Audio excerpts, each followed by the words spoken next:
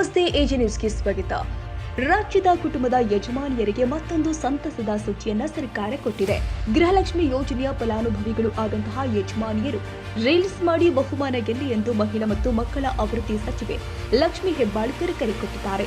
ರಾಜ್ಯ ಕಾಂಗ್ರೆಸ್ ಸರ್ಕಾರದ ಮಹತ್ವಾಕಾಂಕ್ಷಿ ಯೋಜನೆಯಲ್ಲಿ ಒಂದಾದಂತಹ ಗೃಹಲಕ್ಷ್ಮಿ ಯೋಜನೆಯು ಜಾರಿಗೆ ಬಂದು ಇಲ್ಲಿಗೆ 1 ವರ್ಷವಾಗಿದೆ. ಈ ಸಂದರ್ಭದಲ್ಲಿ ಕುಟುಂಬದ ಎಲ್ಲ ಯಜಮಾನಿಯರಿಗೆ ಸಚಿವೆ ಲಕ್ಷ್ಮಿ ಹೆಬ್ಬಾಳ್ಕರ್ ಅವರು ಶುಭಾಶಯ ಮತ್ತು ಅಭಿನಂದನೆ ಸಲ್ಲಿಸಿದ್ದಾರೆ. ಜೊತೆಗೆ ಯಜಮಾನಿಯರಿಗೆ ಬಹುಮಾನದ ಆಫರ್ ಕೂಡ ಘೋಷಣೆ ಮಾಡಿದ್ದಾರೆ. ಇಲ್ಲಿಯ ತನಕ ಗೃಹಲಕ್ಷ್ಮಿ ಫಲಾನುಭವಿಗಳು ಆದ ತಮ್ಮ ಜೀವನದಲ್ಲಿ ಏನೆಲ್ಲ ಬದಲಾವಣೆಯನ್ನ ಈ 1 ವರ್ಷದಲ್ಲಿ ತಂದಿದೆ ಎನ್ನುವುದನ್ನು ಯಜಮಾನಿಯರು ಹಂಚಿಕೊಳ್ಳುವಂತೆ ಸಚಿವರು ಕೋರಿದ್ದಾರೆ.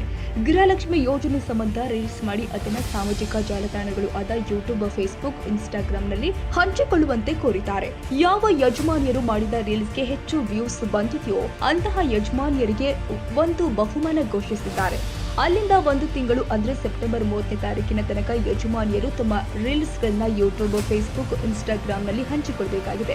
ಜಾಸ್ತಿ ವ್ಯೂಸ್ ಪಡೆದವರಿಗೆ ಸಚಿವರು ವೈಯಕ್ತಿಕವಾಗಿ ಒಂದು ಬಹುಮಾನವನ್ನು ನೀಡಲಿದ್ದಾರೆ. ಮೊದಲ 50 ಯಜಮಾನಿಯರ ರೀಲ್ಸ್ ಹಾಗೆಯನ್ನ ಎದುರು ನೋಡ್ತಾ ಇದ್ದೇನೆ.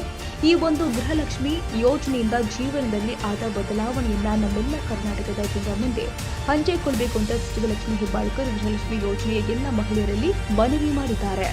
ನಮಸ್ಕಾರ, ನಾನು ನಿಮ್ಮ ಲಕ್ಷ್ಮಿ ಹೆಬ್ಬಾಳ್ಕರ್ ಮಾತಾಡ್ತೀನಿ.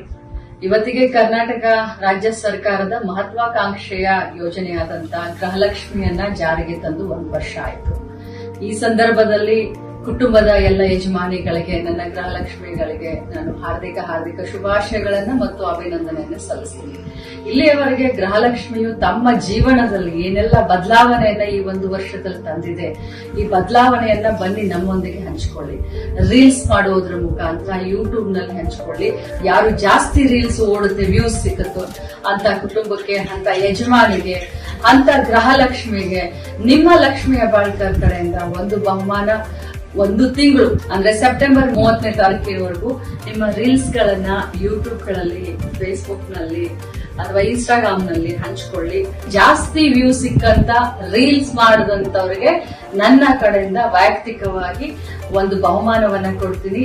ಹರಿಯಪ್ ಮೊದಲ 50 ಜನರ ದಾರಿಯನ್ನ ನಾನು ಕಾಯ್ತಾ ಇರ್ತೀನಿ. ಖಂಡಿತವಾಗ್ಲೂ ತಾವೆಲ್ಲರೂ ಈ ಒಂದು ರೀಲ್ಸ್ ಮಾಡೋದ್ರ ಮುಖಾಂತರ ಈ ಒಂದು ಗೃಹಲಕ್ಷ್ಮಿ ಯೋಜನೆಯಿಂದ ತಮ್ಮ ಜೀವನದಲ್ಲಿ ಆದಂತ ಬದಲಾವಣೆಯನ್ನ ನಮ್ಮೆಲ್ಲ ಕರ್ನಾಟಕ ರಾಜ್ಯದ ಜನರ ಜೊತೆ ಹಂಚಿಕೊಳ್ಳಿ. ತಮ್ಮೆಲ್ಲರಿಗೂ ಶುಭಾಶಯಗಳು. ನಮಸ್ಕಾರ, ಎಲ್ಲರಿಗೂ ಒಳ್ಳೆಯದಾಗಲಿ.